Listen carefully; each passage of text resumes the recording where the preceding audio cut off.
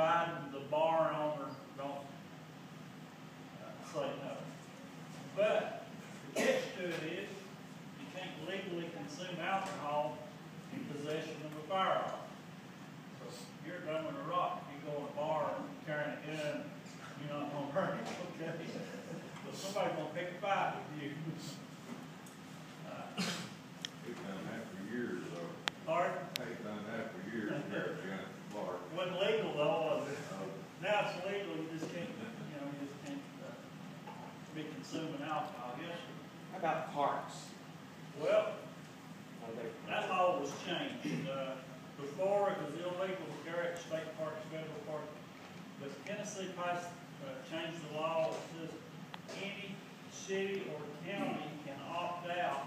It's legal to carry at any of the state parks, city parks, unless the city or county or the entity opts out of the law. And a few did, but most didn't. Most cities and counties took a wait and see attitude. You know, the ideal law, we're going to have gunfights break out at little league ball games. You know, it's going to be wholesale slaughter, and that's never been the case. So most of them just took a wait and see attitude. Can you find out on the internet like which parks and stuff is out there? It's going to be posted. You know, it should be, yeah, probably, but it's normally going to be posted like an entrance to a park. Now, TVA property falls under a little different category. You got Federal Bureau of Lands, and they conform to state laws. Like before Smoky Mountain, you couldn't take one in the Great Smoky Mountain. Now, if you have a Tennessee or North Carolina permit, you can legally carry one there. As far as I know, Grainger County, you know, they just knocked out of the law. So there's very few cities and counties that actually did, because, you know, there's a few liberal pockets in the state that jumped on that opportunity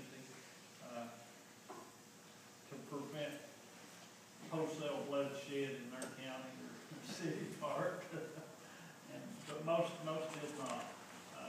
Like I said, as far as the Bureau of Land Management, all the federal lands, it conforms to whatever the state law is. So there's such a problem. You know, if you go visit Smoky Mountain and you drive from Memphis out here, what do you do when you get to the entrance to the park? What do you do with your weapon? Yeah. Now there's a law in the House, State House right now, pertaining to guns in your vehicle on employer-owned property.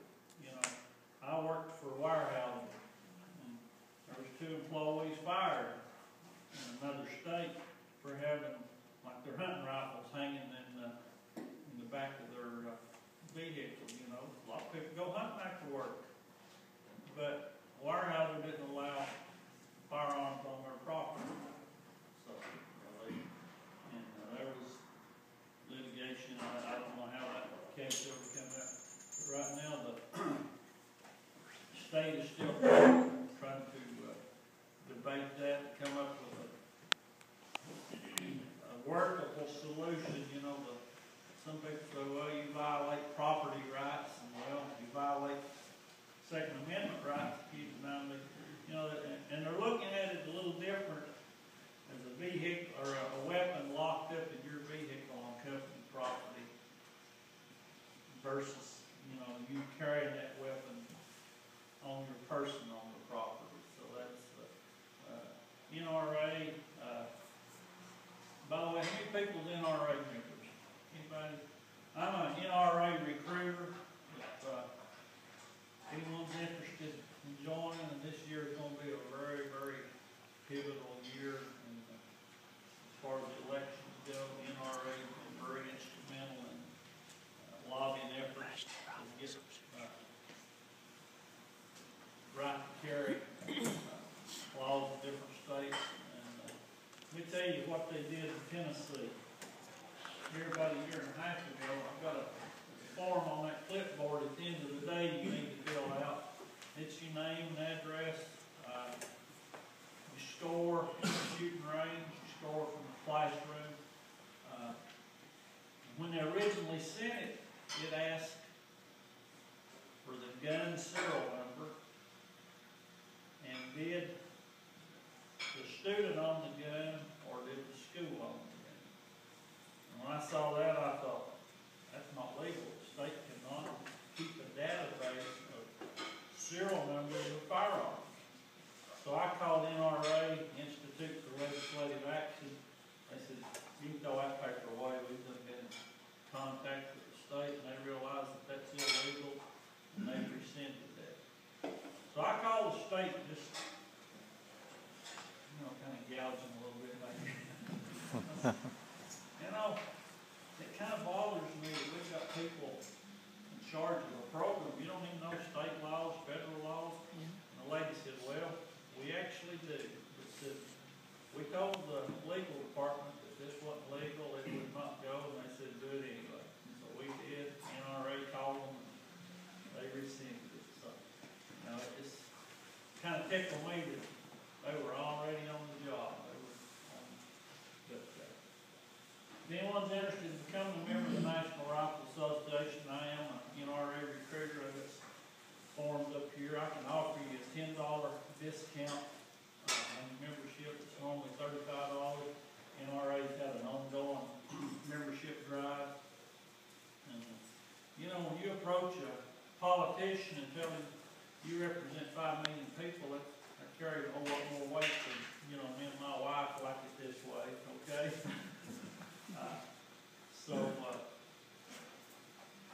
They also have what's called a Liberty membership. And what a Liberty membership is say a husband and wife or father and son, two people living in the same household will be members, but they don't necessarily need 2 magazines.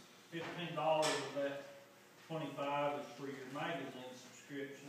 So we can offer you a membership for $10. Like one person for $25 and the other one for $10, which is a lot of people take advantage of that.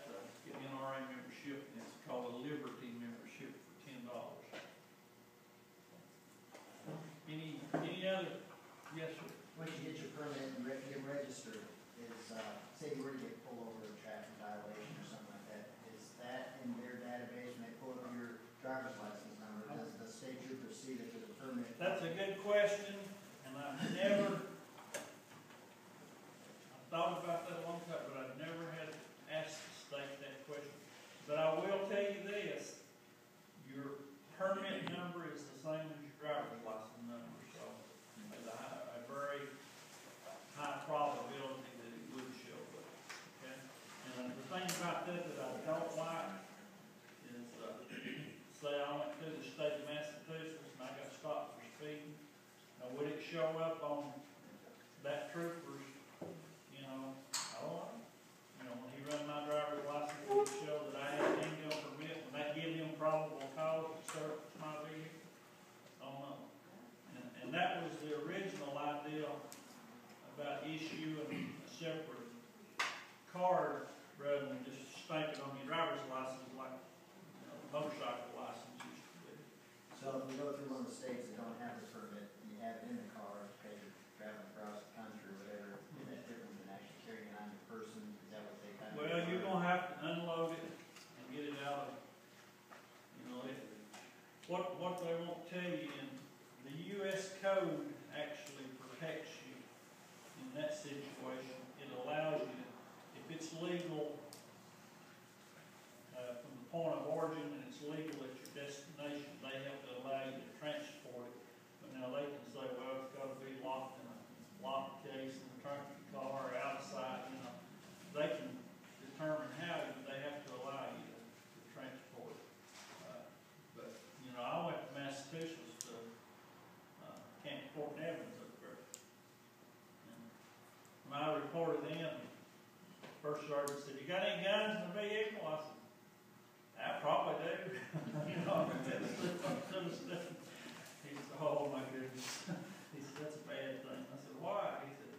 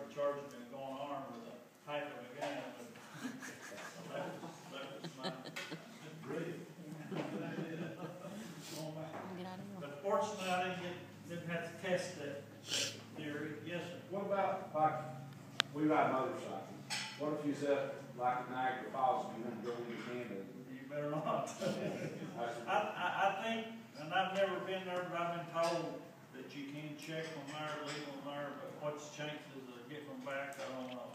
I can't be taken. Leave them in the motel room. Don't take them, don't take them across the border, because I heard you could get in some very serious problems. Could be long later.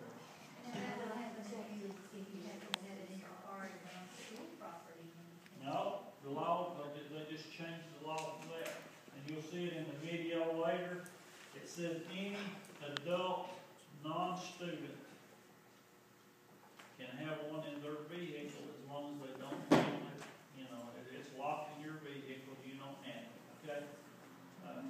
And even when they originally, passed the law, it was a defense against that charge. If I, as a parent, went to the school to pick up a child, and the gun was in the vehicle, and I didn't handle it, you know, if I got out waving around and talking to the teacher about little Johnny, they don't have to be a problem. You know?